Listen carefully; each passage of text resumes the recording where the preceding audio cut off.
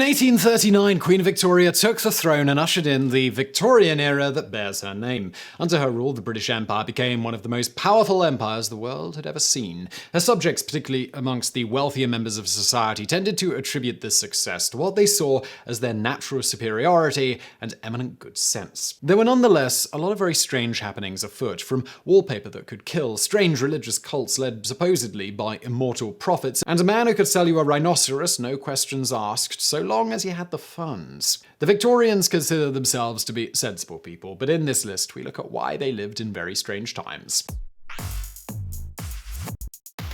Number 10. Victorian wallpaper could be deadly. Arsenic is a naturally occurring substance, and in extremely small quantities, it does no harm to humans. Unfortunately, the Victorians were far too fond of it and used it almost everywhere. Large quantities of arsenic were a cheap byproduct of the manufacturing industry that sprang up from the Industrial Revolution, and it could be easily purchased at grocery stores or even added to medicines. Victorians were aware that arsenic was poisonous inside the human body, and it was a popular choice among potential murderers hoping to rid themselves of a relative without drawing attention.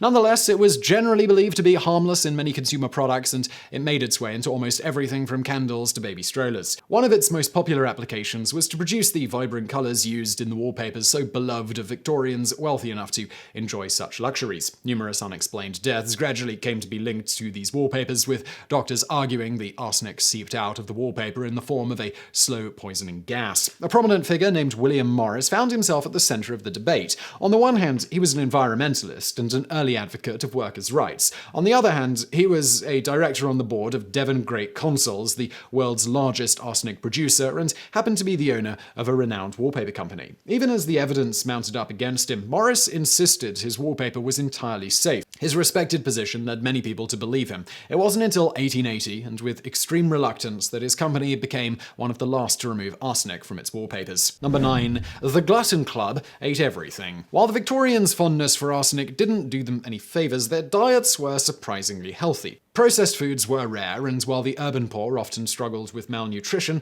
other groups, particularly country dwellers, enjoyed a diet that was fresh, seasonal, and rich in fruits and vegetables. If the diet was nutritious, it wasn't hugely varied. Very little food was imported, meaning almost everything had to be produced locally. However, amongst the wealthier sections of society, several clubs sprung up devoted to sampling almost every type of animal imaginable. The most famous of these clubs, known as the Glutton Club, formed at Cambridge University with Charles Darwin as its most notable member. Darwin and his friends got together to feast on hedgehogs, badgers, moles, and reportedly even bluebottles. This phase was short-lived, and the consumption of a particularly disgusting brown owl persuaded the group to switch to sampling alcohol rather than the local wildlife. Despite this, Darwin never lost his enthusiasm for unusual cuisine. As he traveled South America, formulating his theory of evolution, he enthusiastically dined on puma, armadillo, iguana, tortoise, and pretty much anything else he could get his hands on. Number 8. They posed for photographs with dead relatives. In 1888, the first ever Kodak camera hit the market.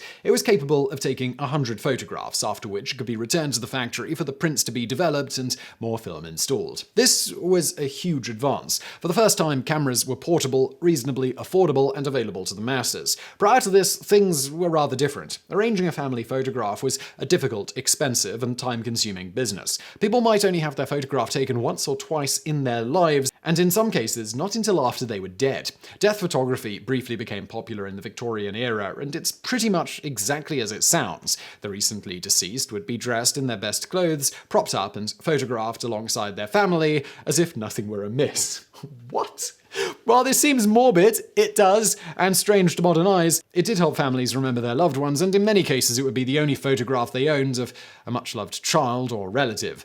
That is dark. Number 7. They had a sex cult. Every society evolves its own set of values and beliefs as to what does and does not constitute acceptable behavior. In Victorian Britain, modesty and proper behavior were highly valued, which made the existence of a scandalous religious sex cult somewhat unexpected and, to the Victorians, profoundly shocking. Reverend Harry Prince began his career as a vicar with the Church of England. His eccentric personality and strange beliefs, such as claiming to be immortal, soon saw him expelled from the organization. Prince simply set up his own church instead. Membership did not come cheap, and Prince demanded his followers hand over all of their worldly wealth. He used the money to construct a compound, which he named the Abode of Love. Sealed off from the outside world behind high walls and guarded by bloodhounds, much of what went on behind the compound's walls could only be guessed at, but Prince selected attractive female followers to bathe him and tend to his every whim. Those who he found less pleasing to the eye were found alternative work. The real scandal struck when it emerged that Prince had sex with a young woman on a billiard table in front of a congregation and even his wife. Prince's claims of immortality, though, they were proven unfounded when he died in 1899 at the age of 87. What a surprise. The cult he founded, taken under the wing of another supposedly immortal leader, nonetheless survived both his death and the Victorian era, only eventually fizzling out when the last few members passed away in the 1950s. Number 6. The Victorians invented vibrators. The first electric telegraph was invented as far back as 1816, but by the Victorian age, the possibilities of electricity began to transform people's lives. By the late Victorian period, people could travel on electric railways and walk under the glow of electric streetlights. As consumer culture began to take off for the first time, electronic gadgets even began to make their way into people's homes. One of the very first household electric items to become popular was the vibrator, which was invented by Joseph Mortimer Granville in 1883. For a people who were scandalized by the sight of a female ankle, this seems like an unlikely invention for the times. However, everything is not entirely as it seems. Granville invented his vibrator purely as a medical device intended to relieve stress, treat back pain, and bizarrely cure deafness, or at least that was his story. Number 5. They built the first Jurassic Park. Dinosaurs were still a relatively recent discovery, but Victorians at all levels of society were fascinated by the extraordinary beasts. Queen Victoria's husband himself, Prince Albert, was so passionate about the subject that he played a key role in setting up a theme park featuring full-size replicas of the creatures. This would be a world first, but there was a significant problem. At this point in time, even the most dedicated experts had very little idea how dinosaurs lived or what they looked like. Construction went ahead regardless, with any gaps in knowledge being filled with enthusiasm and guesswork. The results do look slightly strange to modern eyes, and several mistakes were made. For instance, the iguanodon's claw was placed on its nose, and the megalosaurus was depicted as a bulky quadruped, whereas we now know today that it was a much lighter biped. Given the limited number of fossils available to work with, it was the best that could be managed at the time, and over the years, it was enough to attract millions of visitors to Crystal Palace in London for what was effectively the world's first theme park.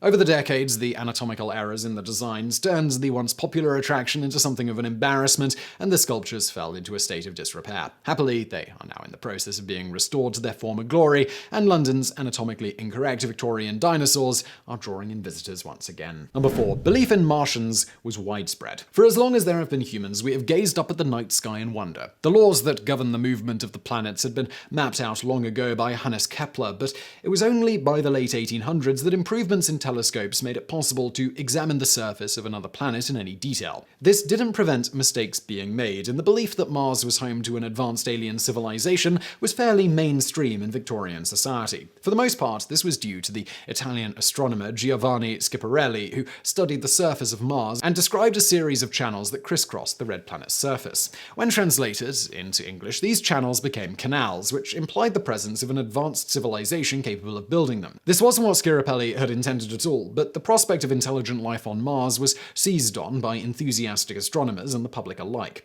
The idea was slow to die, and it continued to hold some sway until well into the 1930s. Number 3. The Victorians had their own Tiger King. Queen Victoria's reign saw the British Empire rise to the peak of its powers. It spanned some 11 million square miles, making it the largest empire ever seen. Explorers and adventurers scoured every inch, seeking out wildlife that could be snared, shot, or shipped back to Britain. There were no laws regarding the trade in wild or dangerous animals, so anybody with sufficient means could purchase their very own monkey, leopard, lion, or tiger. In order to do so, they might well approach Charles Jamrach, the closest thing the Victorians had to their own Tiger King. There were more than 100 exotic animal stalls in London alone, but Jamrach's was by far the largest, not just in Britain, but in the world. He boasted of being able to obtain any animal, and at least on one occasion he successfully procured a rhinoceros for a private client. His store was packed full of everything from parrots to elephants and tigers. Most of them were kept in appalling conditions. In an incident that became notorious, one of Jamrak's tigers broke loose onto the streets of London,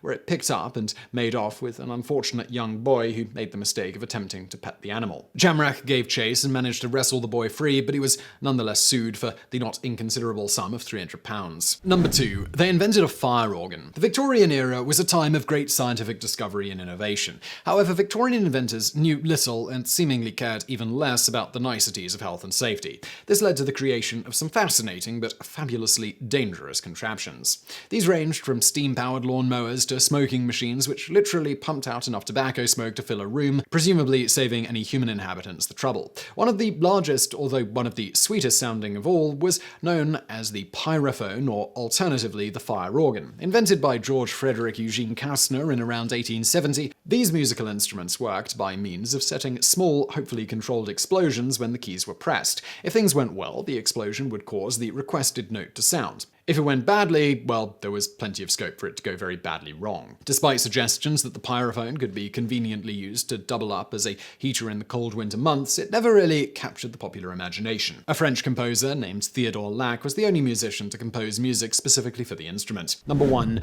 Baby farming was a lucrative but often despicable career. In the eyes of the Victorians, sex outside of marriage was scandalous. Having a baby outside of wedlock was potentially ruinous. The social security safety net began and ended with the workhouse, and career options were in short supply for women. For those that could find employment, it was most likely as live-in domestic help, and few employers wanted a maid or a cook with a baby. This led to the shady practice of baby farming. In return for a suitable fee, a baby farmer would take a child off its mother's hands. In theory, she would raise the child herself, but the system was unregulated and was open to abuse. Several baby farmers were found to have murdered the children entrusted to them rather than reach into their pocket to raise the infants. The most notorious of these was a nurse called Amelia Dyer. Over the course of 30 years, she is believed to have murdered hundreds of children, making her one of the most prolific serial killers in history. Dyer's only defense was one of insanity. The jury took less than 5 minutes to find her guilty, and she was sentenced to death by hanging in 1896. So I'm not going to ask if you enjoyed that video, given how we ended it, but I do hope you found it interesting. If you did, please do smash that thumbs up button below, and do not forget to subscribe. Brand new videos every day of the week.